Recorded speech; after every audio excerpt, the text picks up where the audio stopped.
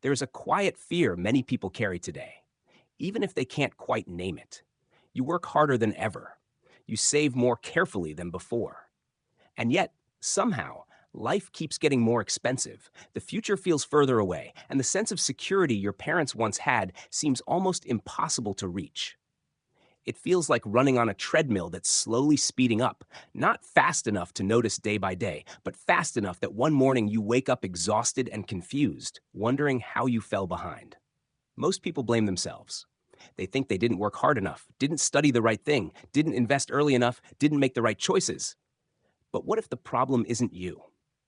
What if the problem is that the rules of money changed and no one ever explained it to you? Money is not just paper. It's not just numbers on a screen. Money is time, it's energy, it's stored human effort.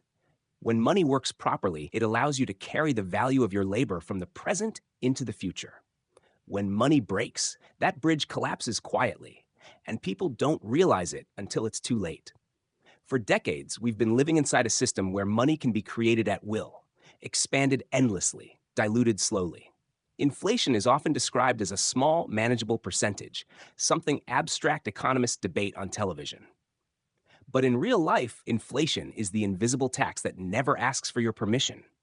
It's the reason your savings buy less each year. It's the reason long term planning feels harder. It's the reason stability has become a luxury. The most dangerous part is not inflation itself.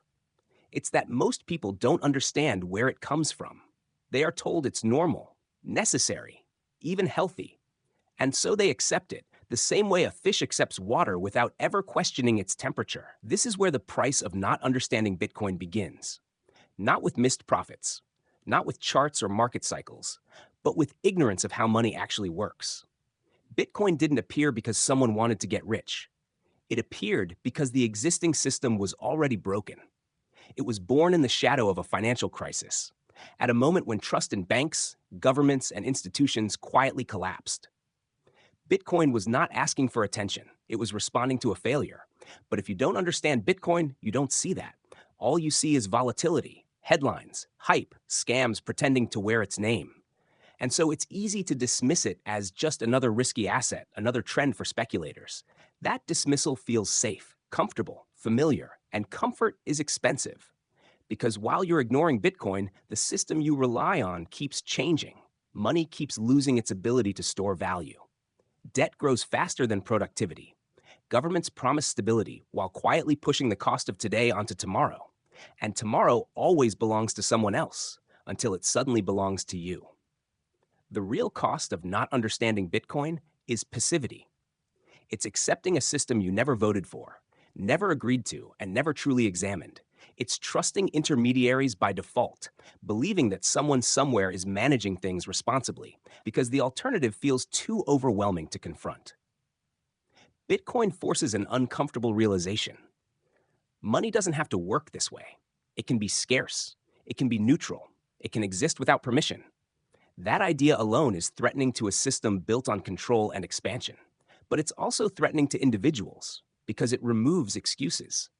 If money can exist outside of centralized manipulation, then responsibility shifts back to the individual. You can no longer say you had no choice. You can no longer say there was no alternative. That's why many people reject Bitcoin without ever studying it. Not because they've disproven it, but because understanding it would require them to rethink everything they believe about money, work, success, and security. And rethinking is painful. Yet the world doesn't wait for comfort. Monetary systems don't collapse overnight. They erode slowly, then suddenly. And when that sudden moment arrives, understanding becomes a luxury you can no longer afford. If money is the bloodstream of civilization, then Bitcoin is not a speculative distraction. It's a diagnostic tool. It reveals where the system is weak, where value leaks, where trust has already been lost. Ignoring it doesn't protect you. It only delays your awareness. The price of not understanding Bitcoin is not paid all at once. It's paid gradually, silently, through lost purchasing power, shrinking options, and a growing dependence on systems you don't control. By the time the cost becomes obvious, the window to learn calmly has already closed. And this is only the beginning. If you approach Bitcoin expecting an easy path to wealth, it will disappoint you. If you approach it hoping for certainty, stability, and reassurance, it will frustrate you. Bitcoin was never designed to make people feel safe. It was designed to make them think. That alone separates it from almost everything else in modern finance. The traditional system thrives on abstraction. Money moves invisibly, decisions are made far away, and responsibility is diffused until no one is truly accountable. Bitcoin does the opposite. It strips away layers, removes familiar protections, and places the weight of understanding directly on the individual. This is why so many people misunderstand it. From the outside, Bitcoin looks chaotic. Prices swing violently. Narratives change every year. One moment it's declared dead, the next it's called inevitable. For people trained to trust authority and predictability, this behavior feels irrational, even dangerous. And so they conclude that Bitcoin itself must be flawed. But volatility is not a bug in Bitcoin. It's a symptom of something much deeper. Bitcoin is trying to price something the world has never had before: absolute scarcity. Money that cannot be diluted, paused, censored, or adjusted by committee. When such a thing collides with a global system built entirely on flexibility and control, friction is unavoidable. Understanding Bitcoin requires you to step outside the pre-reach mindset of number goes up and number goes down. It asks a more uncomfortable question: what is money supposed to do? For most of history, money was not about speed or convenience. It was about memory. It remembered effort. It preserved value across time. Gold wasn't valuable because it was shiny. It was valuable because it was hard to produce, hard to fake, and impossible to create on demand. Bitcoin resurrects that idea in digital form. It brings scarcity into a world that had almost forgotten what scarcity means. That is why it feels alien. When you truly begin to understand Bitcoin, something strange happens. You stop thinking in months and quarters. You start thinking in decades. You stop obsessing over short-term price movements and start paying attention to incentives, energy, and game theory. You realize that Bitcoin is less about profit and more about alignment. Alignment between work and reward, between effort and outcome, between truth and trust. This is where many people turn away, because Bitcoin does not promise to save you. It does not guarantee success. It does not offer a safety net. If you lose your keys, there is no hotline. If you make a mistake, there is no appeal process. That level of responsibility is terrifying to people raised inside systems that have always offered someone else to blame. But that responsibility is also the point. Bitcoin assumes adulthood. It assumes that individuals can and should be capable of self-custody, self-education, and self-restraint. It doesn't care about your status, your connections, or your location. It doesn't bend rules for the powerful, and it doesn't punish the weak for being invisible. That neutrality is deeply unsettling in a world built on privilege and leverage. This is why Bitcoin doesn't spread like a trend. It spreads like an idea. Slowly, unevenly, often misunderstood at first. People usually come to Bitcoin for the wrong reasons: a market crash, a headline, a recommendation from a friend. Very few stay for those reasons. They stay because something clicks. They realize Bitcoin is not an escape from the system. It's a mirror held up to it. It exposes how much of modern finance depends on trust without verification, authority without accountability, and growth without restraint. And once you see that, you can't unsee it. At that point, Bitcoin becomes uncomfortable in a different way. You start noticing how fragile everything else feels. Savings accounts that guarantee loss in real terms, pensions dependent on endless growth, institutions that promise stability while quietly rewriting the rules. Bitcoin doesn't tell you what to do. It simply shows you that another way exists. And for many people, that knowledge is heavier than ignorance, because ignorance allows you to drift. Understanding forces you to choose, to decide whether you are willing to hold something that doesn't bend to politics or convenience, to decide whether you trust math more than promises, to decide whether you want comfort now or clarity later. Bitcoin was never designed to be easy. It was designed to be honest. And honesty, especially about money, always comes at a cost. In the next part, we'll explore what that cost really looks like when the system begins to strain, and why the true price of not understanding Bitcoin has very little to do with missing out on gains. When people talk about the price of not understanding Bitcoin, they usually mean missed profits. They imagine a chart they should have bought earlier, a number that could have changed their lives. But that's not the real cost. Not even close. The real price is paid long before money is lost. It's paid when options quietly disappear. Most people don't notice when choice erodes. It doesn't happen dramatically. There are no alarms, no announcements.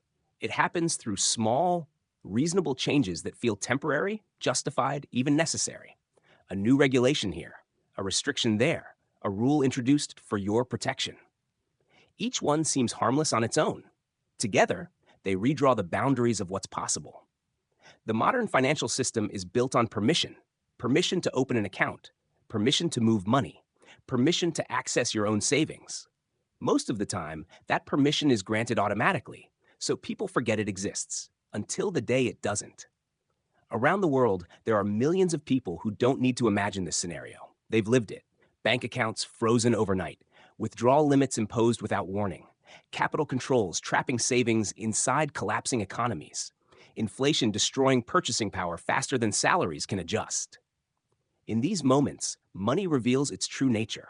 It stops being a tool and becomes a leash. Bitcoin enters these stories not as a miracle, but as an alternative that still works when trust breaks down.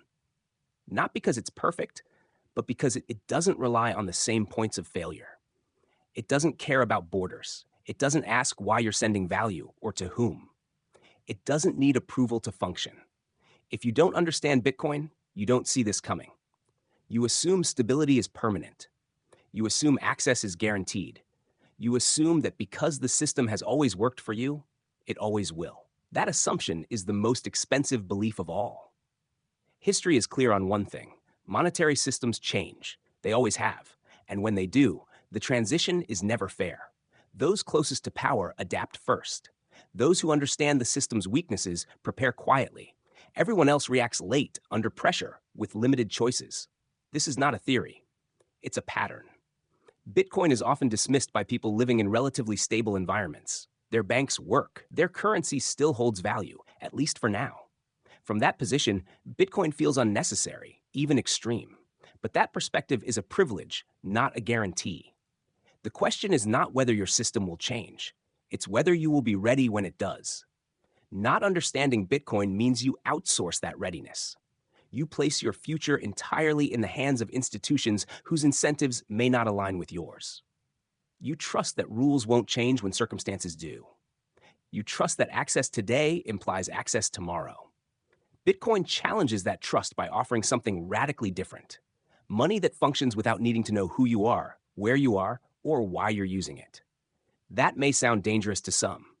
To others, it sounds like dignity, because dignity is the ability to choose, to move, to opt out when necessary. When people lose financial freedom, it's rarely announced as such. It's framed as responsibility, safety, stability. But freedom, once lost, is very hard to regain, especially when it comes to money, because money touches every part of life: where you live, what you eat, what risks you can take, what future you can imagine.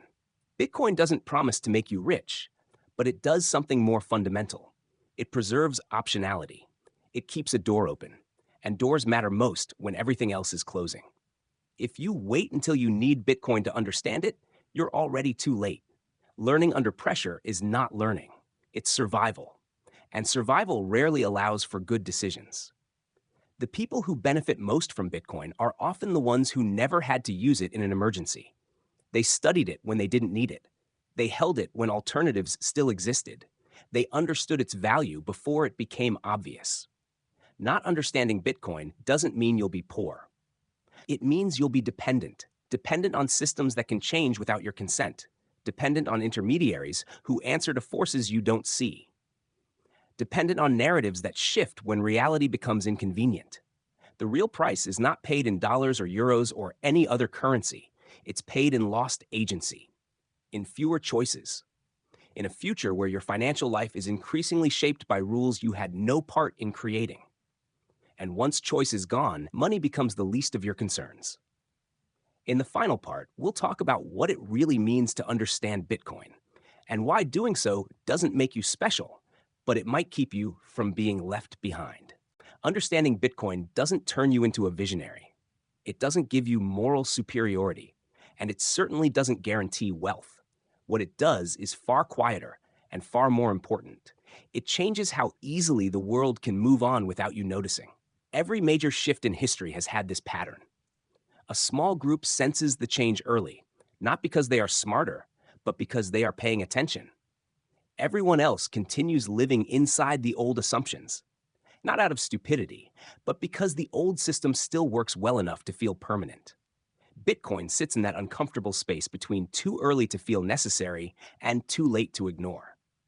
To understand Bitcoin is not to obsess over price charts or argue online.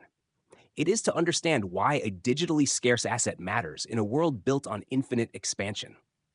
It is to understand why trustless systems emerge when trust itself becomes fragile. It is to understand that technology doesn't just change tools, it changes power. And power always resists change. Many people hear about Bitcoin and immediately ask how much they should buy. That question misses the point entirely. Understanding Bitcoin is not about ownership, it's about awareness. You can reject Bitcoin and still benefit from understanding what it reveals. You can choose not to hold it and still recognize the weaknesses it exposes. The danger is not disagreement. The danger is indifference. Because indifference leads to being shaped by forces you never examined. It leads to waking up inside a system that feels foreign, restrictive, and irreversible. And by the time that feeling becomes widespread, the rules are already written. Bitcoin is not a trend. Trends fade when attention moves on. Bitcoin is a response to debt without limits, to money without memory, to systems that reward proximity to power over contribution. Whether Bitcoin succeeds in its current form is almost beside the point. The ideas it represents are already out in the world. Scarcity, self-sovereignty, permissionless value. These concepts don't disappear once introduced. They spread, mutate, and reappear in new forms. Understanding Bitcoin means recognizing that we are living through a monetary transition, whether we like it or not. And transitions don't wait for consensus. They happen unevenly, quietly, then all at once. This is why the phrase, "you'll pay the price," is not a threat. It's a warning. A reminder that ignorance has a cost in every era, but especially in moments of change. The cost may not be dramatic. It may not come with headlines. It may simply show up as fewer opportunities, less mobility, and a growing sense that the future belongs to people who speak a language you never learned. Bitcoin is not about escaping society. It's about maintaining leverage within it. About ensuring that as systems evolve, you are not entirely at their mercy. About keeping the ability to say no. That ability is priceless. You don't need to evangelize. You don't need to predict outcomes. You don't need to be certain. You just need to be curious enough to understand what is happening beneath the surface. Because the world is changing how it stores value, how it transfers trust, and how it defines ownership. These are not small changes. They shape decades, not news cycles. Understanding Bitcoin won't make you immune to hardship, but it may prevent a very specific regret. The regret of realizing too late that you dismissed something not because it was wrong, but because it was inconvenient to understand. The people who suffer most in transitions are rarely those who chose the wrong side. They are the ones who refused to choose at all. If you don't understand Bitcoin, you may never feel the moment when the price is being paid. It won't arrive as a bill. It will arrive as a limitation, a narrowing of paths, a quiet realization that the game changed while you weren't looking. And by then, the question won't be whether Bitcoin was worth understanding. It will be whether you were willing to understand the world as it actually is, instead of as it used to be.